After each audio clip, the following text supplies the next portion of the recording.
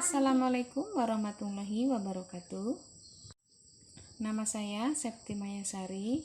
Saya berada di kelas karyawan dengan program studi PG PAUD dengan nomor NIM 2023142019. Saya kuliah di Fakultas Keguruan dan Ilmu Pendidikan Universitas PGRI Palembang. Di sini saya akan menyampaikan presentasi saya mengenai demokrasi dengan dosen pengampu Bapak Dr. Haji Hendra Wijaya SAG MPDI. Baik, untuk pengertian dari demokrasi ini ada beberapa poin yang akan disampaikan. Untuk yang poin pertama yaitu pengertian demokrasi dan konsep-konsep demokrasi. Baik, demokrasi adalah sistem pemerintahan di mana kekuasaan dipegang oleh rakyat, baik langsung atau melalui wakil-wakil yang mereka pilih. Sedangkan konsep-konsep penting dalam demokrasi yakni meliputi ada beberapa hal. Baik, yang pertama yaitu kedaulatan rakyat. Prinsip bahwa kekuasaan politik berasal dari rakyat dan pemerintah bertanggung jawab kepada mereka. Untuk yang kedua yaitu pemilihan umum.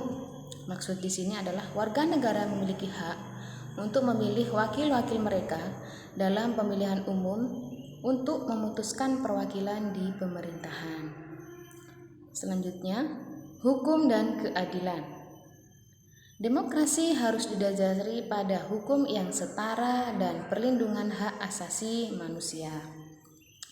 Selanjutnya, kebebasan individu. Maksud di sini adalah hak-hak individu seperti kebebasan berbicara, beragama, dan berkumpul harus dihormati dan dijaga. Selanjutnya, pembagian kekuasaan. Maksud di sini adalah prinsip bahwa kekuasaan harus dibagi antara berbagai cabang pemerintah, yakni dibagi menjadi eksklusif, legislatif, dan yudikatif untuk mencegah penyalahgunaan kekuasaan. Selanjutnya yaitu akuntabilitas. Maksud di sini yakni pemerintah harus bertanggung jawab kepada rakyat dan dapat diawasi serta diberi pertanggungjawaban. Selanjutnya yaitu pluralisme. Maksudnya adalah pengakuan terhadap keberagaman pendapat dan nilai-nilai dalam masyarakat serta penyelesaian konflik melalui proses demokrasi. Yang terakhir yaitu perlindungan minoritas. Maksud di sini, demokrasi melindungi hak-hak minoritas dari penindasan oleh mayoritas. Poin yang kedua yaitu pilar-pilar demokrasi. Pilar-pilar demokrasi adalah elemen-elemen yang mendukung demokrasi yang berfungsi dengan baik. Pilar-pilar di sini maksudnya itu adalah ibarat seperti kaki meja, di mana kaki meja itu tentu akan menopang meja agar meja dapat berdiri dengan tegak sehingga bisa digunakanlah meja tersebut. Sama dengan pilar-pilar demokrasi ini. Bila pilar-pilar demokrasi ini berjalan sesuai maka demokrasi akan berjalan sesuai pula. Nah, di sini ada pilar-pilar demokrasi termasuk yang pertama yaitu pemilihan bebas dan adil. Nah, pemilihan bebas dan adil ini adalah salah satu pilar untuk demokrasi. Ini mencakup warga negara untuk memilih wakil-wakil mereka tanpa tekanan atau hambatan yang tidak sah. Yang kedua yaitu HAM. Perlindungan dan penghormatan hak asasi manusia adalah penting dalam demokrasi. Ini termasuk kebebasan berbicara, berkumpul, beragama, hak atas keadilan, dan perlindungan terhadap diskriminasi. Yang ketiga yaitu pembagian kekuasaan. Nah, prinsip pembagian kekuasaan antara cabang-cabang pemerintahan yaitu eksklusif, legislatif, dan yudikatif. Nah, ini sangat penting karena untuk mencegah konsentrasi kekuasaan yang berlebihan sehingga tidak terjadi sebuah perebutan kekuasaan. Yang keempat yaitu kebebasan pers. Nah, media yang bebas dan independen memainkan peran penting dalam mendukung demokrasi dan memberikan informasi yang akurat dan kritis kepada masyarakat. Yang kelima yaitu partisipasi aktif masyarakat. Demokrasi bergantung pada partisipasi aktif masyarakat. Ini meliputi pemilihan umum, aksi sipil, dan keterlibatan dalam proses politik. Yang keenam, pengawasan dan akuntabilitas.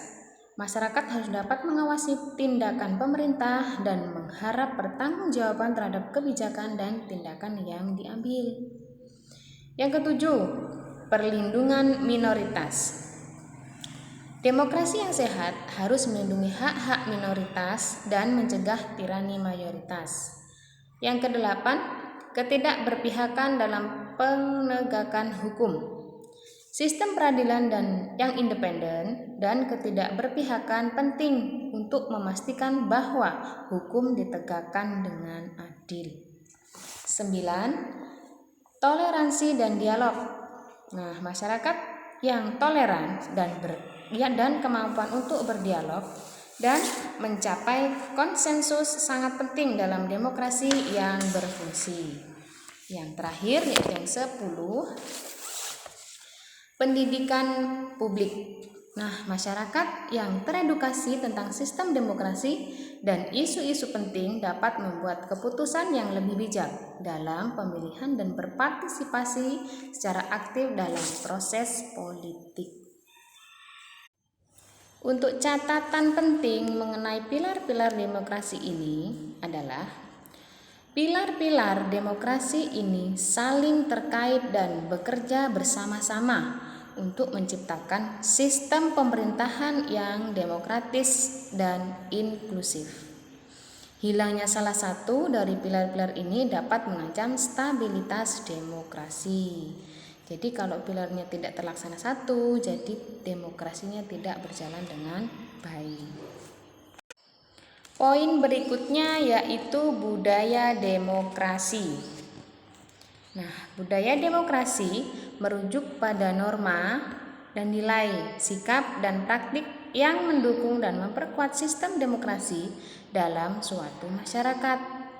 Budaya demokrasi adalah aspek penting dalam memastikan kelangsungan demokrasi dan kesejahteraan masyarakat. Nah, di sini ada beberapa elemen kunci dari budaya demokrasi, yakni meliputi 1. Partisipasi aktif. Nah, masyarakat yang aktif terlibat dalam proses politik, termasuk pemilihan umum dan diskusi politik.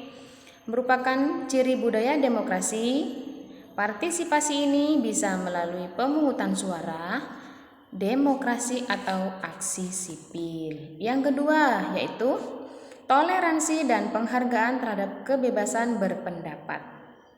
Nah, budaya demokrasi mempromosikan toleransi terhadap pandangan dan keyakinan yang beragam. Ini mencakup penghargaan terhadap kebebasan berpendapat dan hak untuk menyuarakan pandangan tanpa takut represi. 3. Dialog dan konsensus. Budaya demokrasi mengedepankan dialog sebagai cara untuk mencapai kesepakatan dan konsensus dalam memecahkan masalah politik. Ini menghindari pendekatan otoriter oleh konflik bersenjata. 4. Hak asasi manusia. Budaya demokrasi memperkuat penghormatan terhadap hak asasi manusia, termasuk hak atas keadilan, privasi, dan perlindungan terhadap diskriminasi. 5. Kebebasan pers dan informasi. Budaya demokrasi mengakui pentingnya media yang bebas dan independen sebagai sumber informasi yang kritis bagi masyarakat. 6. Pendidikan politik. Pendidikan politik yang baik membantu warga negara memahami sistem demokrasi, hak-hak mereka, dan tanggung jawab mereka sebagai pemilih dan anggota masyarakat. Yang ketujuh yaitu pengawasan dan pertanggungjawaban. Budaya demokrasi mendorong pengawasan masyarakat terhadap pemerintah dan lembaga-lembaga publik. Bertanggung jawab pemerintah kepada warga negara adalah prinsip utamanya. Jadi, pemerintah itu bertanggung jawab kepada warganya. Itu adalah prinsip sebagai utamanya. Yang kedelapan yaitu perlindungan hak minoritas. Budaya demokrasi menekankan perlindungan hak-hak minoritas dan penindasan oleh mayoritas. 9. Keadilan dan ketidakberpihakan. Nah, ini termasuk prinsip-prinsip keadilan dan ketidakberpihakan dalam sistem peradilan adalah bagian integral dan budaya demokrasi. Budaya demokrasi memainkan peran penting dalam memelihara dan memperkuat demokrasi dalam masyarakat.